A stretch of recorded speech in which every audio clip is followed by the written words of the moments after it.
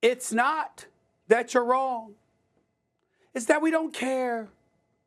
Everything y'all said does not matter for this particular instance. We don't want to hear anything about Team USA. We know they won 7 straight goals. Put Andrea and Shanae up on this screen. I want to look at them this whole segment when I'm talking to them. You just highlighted 7 straight gold medals. Oh my God, we're really worried that they're not going to get an 8th. Oh, we really worried. I mean, we got to make sure that spots 1 through 12, every single such spot that is picked. I mean, it's got to be, because it's pivotal, Shannon. I don't know if you noticed, Shannon, it's pivotal. I mean, they won 7 straight. They might not get 8. They might not get 8. Stop it. You know good and damn well, with or without Caitlin Clark, they're going to probably win the gold again. That's not what this conversation is about. This is about what I will personally label the idiocy of Team USA women's basketball. How dare you make this decision? It's stupid. And I'm going to tell you why it's stupid. I want all the ladies on this squad to know every single one of y'all are deserving of it. Caitlin Clark does not deserve a spot ahead of any of the players on this roster, okay? If we're talking just basketball, you know we're not. You know we're not. Let's harken back to the Dream Team in 1992. Remember when Christian Laettner was on that squad? Forget the other pro play. Forget the pro players. Forget the pro players. That's a given. First time NBA players were allowed to participate. Don't put that damn screen up when I'm talking right now. I want to see Shanae and Andrea, okay? The point is this. Those rosters, right? Those players were on there. Do you know that Christian Laettner also was chosen ahead of Shaquille O'Neal and Alonzo Mourning? You know why? He was a 2-time national champion. He was a Wooden Award winner. And he was white. And he had his own cachet. He brought it to the table. He was a big-time collegiate player who was white and busting people's you-know-what. They couldn't miss, and they didn't need him. You had Jordan. You had Magic. You had everybody, and you still picked that dude. Why? It wasn't because of basketball, even though he had the basketball credentials. It was because of something else, and they didn't need the pub. But the WNBA does. You got a max salary at $250,000. You had attendance, although it was trending in the right direction, certainly wasn't where you wanted it to be. And as Shannon pointed out just the other day, you got a team in the Indiana Fever with their struggling selves, struggling to win a damn game and be relevant. No team in the WNBA was worse other than the winless Washington Mystics, okay? And they went from 4,000 in attendance to 17,000. This girl is box office. I said a rising tide lifts all boats. What you do, especially if you're Team USA and you're trying to be globalized, it is an opportunity to globalize the WNBA brand. So people like Brittany Griner, you know, God bless her soul, and others don't have to go to Russia in the off season to play additional basketball to get extra income. They could stay right here if the sport elevates its popularity and you ladies start getting what you richly deserve.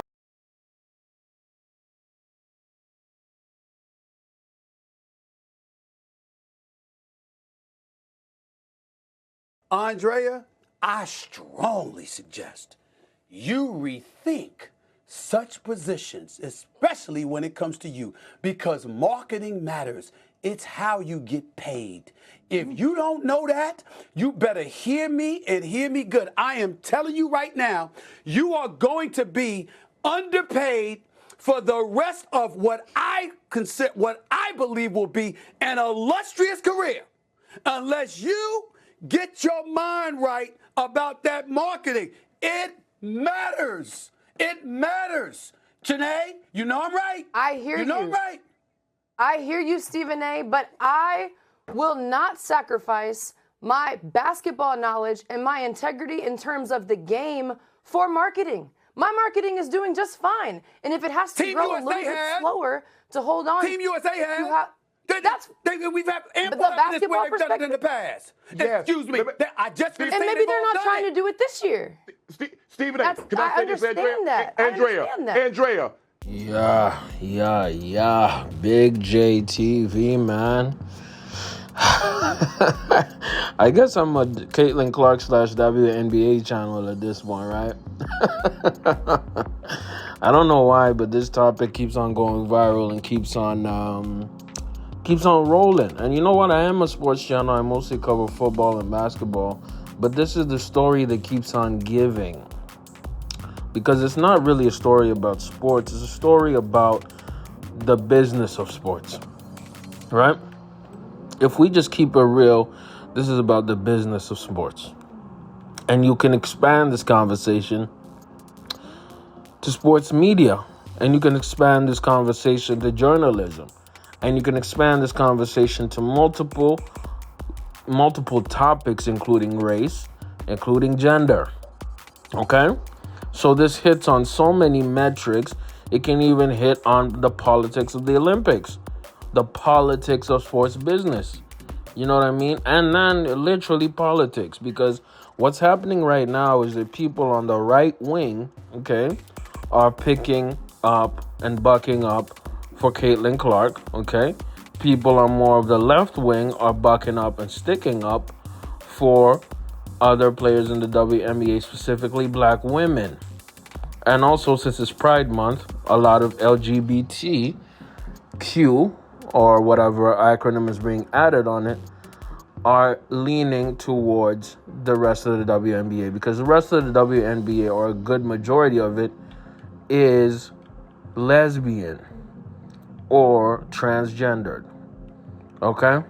That's actually a huge conversation. So what we just saw in the clips to start off this video, I had Stephen A. Smith explaining that they don't care when he said we don't care, yelling, saying we don't care. He's talking about the general public doesn't care about the women's Olympic basketball team, the USA women's Olympic basketball team, because they have won 7 Olympic gold medals in a row. They dominate the international game.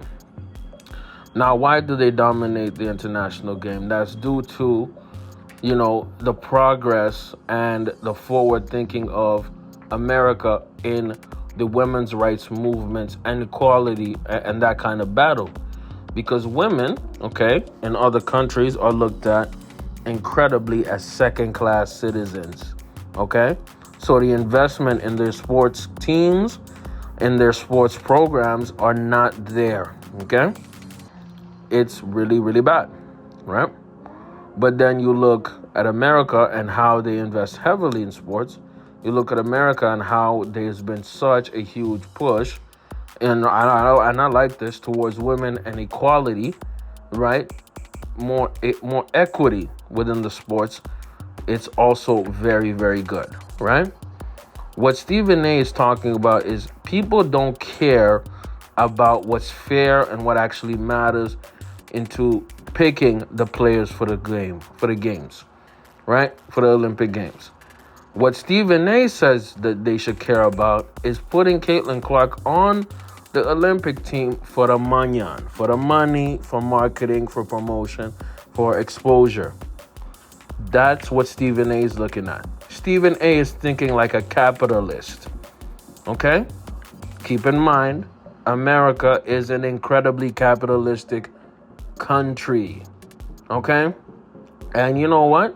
No matter what you think about capitalism, that's the reason Stephen A. is even on top of sports, because of capitalism. First Take is the number one sports show because Stephen A. Smith yells at his people he debates. He makes good points, and he makes also ridiculous points, but he does it yelling. Okay, making the barbershop format popular. He was a part of that. The originator is still Skip Bayless. That's his daddy. Okay, no Diddy, no slavery. You feel me? But Skip Bayless is the one who perfected that. Saying irrational, out-of-pocket positions and standing on them in order to make headlines and get viewers. That's what Stephen A. has been doing for the past 15 plus years. Okay? Now that Stephen A. is on top of that industry, and he's clearly the gorilla, the top monkey in the jungle, you know what I mean? And yes, I used monkey that way because he does act like a baboon. I'm not even capping. This is a black man saying this, so don't get off on the comments. He is flexing his power. Okay? Now, is it patronizing? Yes. Is it annoying? Yes. But guess what? People are not turning off the TV, though. The ratings are not going down. The ratings are going up.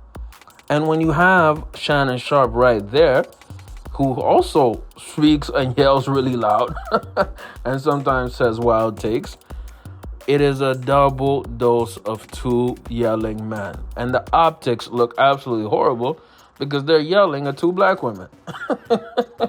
So you have gender wars 2.0. That's why the Monica clip went viral. The Monica clip went viral, Monica McNaught I'm talking about, is because you had a black man who was getting dressed down by a black woman, right? And there's nothing that society loves more than seeing black dysfunction and black people fighting each other. It's even double bonus and double more liked when it's black man and black woman. They love that ish, man. They love that ish. Why do they love that ish? Because that gets attention. That makes controversy. And controversy sells. I'm sorry to tell you this. That's human nature. Controversy sells. So when Adriana was telling Stephen A. and yelling at him, that brings more ratings. Let me tell you something. This video is going to get more views than if I was talking about Harmony. If I was talking about Russell Wilson and Sierra having like their fourth kid, and Russell Wilson being a great father and stepfather to his 5 kids right now, y'all wouldn't care. Y'all wouldn't click on this. If I was to talk to you about, Steph Curry having another child with Aisha Curry, a wife he's dealt with for multiple years, growing a good family and being healthy, y'all wouldn't care. See, Caitlin Clark is doing the smartest thing in this whole controversy, keeping quiet and saying the right things to the media. She's not engaging in the nonsense. The truth of the matter is, the nonsense sells tickets. The drama builds hype. The controversy, whether you're on the men's side or the women's side, whether you're for promotion, marketing, or for the integrity of the game of basketball, that creates conversation, creates controversy, and in thus doing, it brings viewership to First Take and money in the pockets of the executives of First Take.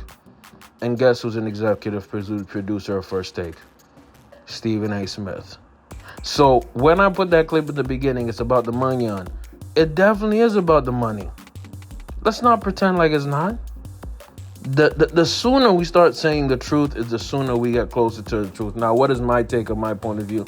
I have no problem with Caitlin Clark not being on the USA team because she's a rookie, and then her first few performances in the WNBA were absolutely horrible. They were not good. You know what I mean? Her first month in the WNBA was weak. She's improving. But for you to put her on just for TV views, for clicks, they would just be watching her on the bench. They would watch her ride the bench because she's not a top 15 WNBA player. I'm sorry. She would be riding the bench. And guess what the next story would be? The next story would be, why isn't she playing and starting in that? No, she should ride. She shouldn't even ride the bench. She should not be on the team. But since Stephen A., Shannon Sharpe, Dave Portnoy, and even The Herd, you know what I mean? They all think about ratings. They all think about money. They're thinking business. This is not necessary. The Olympics is not very big on business. It's not big on making money like that. Okay? Caitlin Clark is going to be on next Olympics women's national team. And that's all good. That's all good. You know what I mean? Let's have the best players represent the team. Caitlin Clark is clearly not one of the best yet, but she's the most popular. She will be fine. Let me know how y'all think in the comments, man. Big JTV. Disagree with Stephen A. Andrea got it. Let me know in the comments how y'all feel. I'm out.